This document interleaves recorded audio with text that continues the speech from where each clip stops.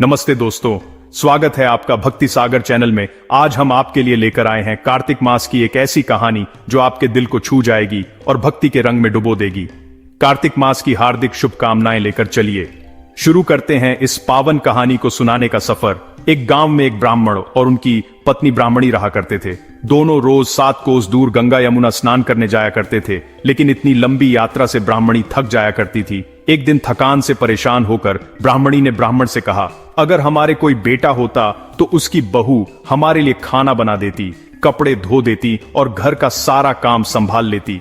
ब्राह्मण ने मुस्कुराते हुए कहा, तूने बिल्कुल सही कहा, मैं तेरे लिए बहू लाकर देता हूं, बस तू एक पोटली में थोड़ा आटा और कुछ मोहर अशर्फियां बांध दे। ब्राह्मणी ने वैसा ही किया और ब्राह्मण वो पोटली लेकर निकल पड़ा। चलते चलते वो यमुना के किनारे एक गांव में पहुंचा, जहां कई सुंदर लड़कियां मिट्टी के घर बनाकर खेल रही थीं। में से एक लड़की ने कहा, मैं तो अपना घर कभी नहीं बिगाड़ूंगी, यही मेरा आशियाना है। उसकी बात सुनकर ब्राह्मण का मन उस लड़की पर अटक गया और उसने सोचा, यही लड़की मेरी बहू के लिए सबसे सही रहेगी। जब लड़की खेल खत्म करके घर जाने लगी तो ब्राह्मण उसके पीछे पीछे चल दिया। बेटी, कार्तिक का महीना है, मैं किसी के यहां खाना नहीं खाता। अपनी मां से पूछो, क्या वो मेरा आटा छान कर 4 रोटियां बना देंगी? अगर वो मेरे आटे से रोटियां बनाएंगी तभी मैं खाऊंगा। लड़की ने यह बात अपनी मां को बताई। मां ने कहा, बेटी बाबा से कह दे, हम तो 4 रोटियां बना सकते हैं। लेकिन लड़की ने कहा, नहीं मां, बाबा ने कहा है कि उनका आटा छान कर ही रोटियां बनानी होंगी। मां ने कहा, ठीक है, बाबा से कह दें, वो अपना आटा दे दें। जैसे ही मां ने आटा छाना, उसमें से मोहर अशर्फियां निकलने लगीं। मां ने सोचा, जिसके आटे में इतनी दौलत है, उसके घर में न जाने कितना धन होगा। ब्राह्मण जब खाना खाने बैठा तो लड़की की मां ने पूछा, बाबा, क्या आप अपने बेटे की सगाई करने जा रहे हैं?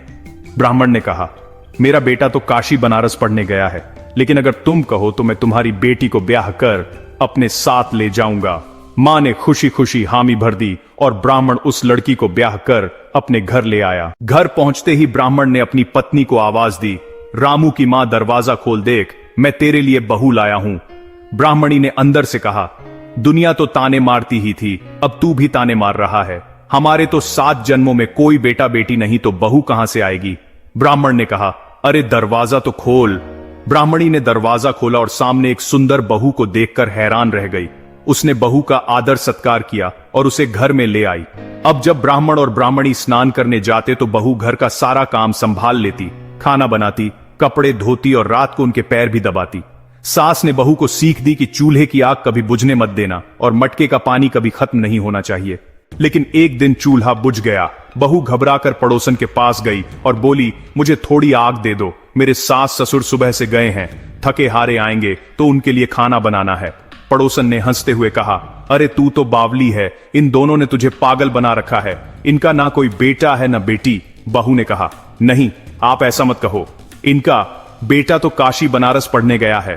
पड़ोसन ने कहा, अरे ये सब झूठ है, इनका कोई बेटा नहीं है। बहू पड़ोसन की बातों में आ गई और बोली, अब आप ही बताओ, मैं क्या करूं? पड़ोसन ने कहा, जब तेरे सास ससुर आए तो जली फूंकी रोटी और बेस्वाद दाल बना दे, खीर की कड़छी दाल में और दाल की कड़छी खीर में डाल देना।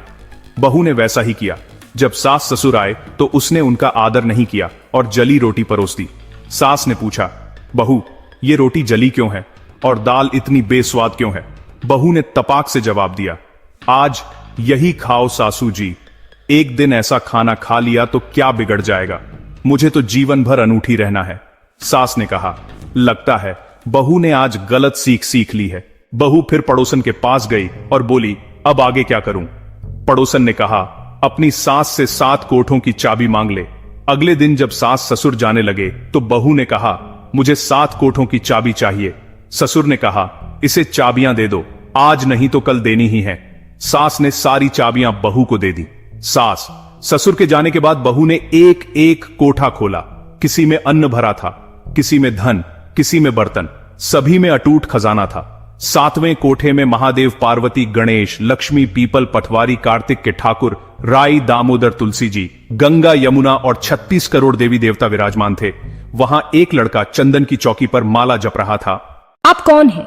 मैं तेरा पति हूँ, दरवाजा बंद कर दे और जब मेरे माँ बाप आएंगे तभी खोलना। और बोली, माँ जी, आप इतनी दूर गंगा यमुना स्नान करने क्यों जाती हो? घर में ही स्नान कर लिया करो। भला गंगा यमुना घर में बहती है क्या? हाँ माँ जी, आओ मैं दिखाती हूँ। और वही लड़का चंदन की चौकी पर माला जप रहा था। बेटा तू कौन है? माँ, मैं तेरा ही बेटा हूँ। तू कहां से आया? मुझे कार्तिक देवता ने भेजा है। दुनिया को कैसे पता चलेगा कि तू मेरा बेटा है? बुढ़िया चमड़े का अंगिया पहने और बेटा बहू सामने खड़े हों।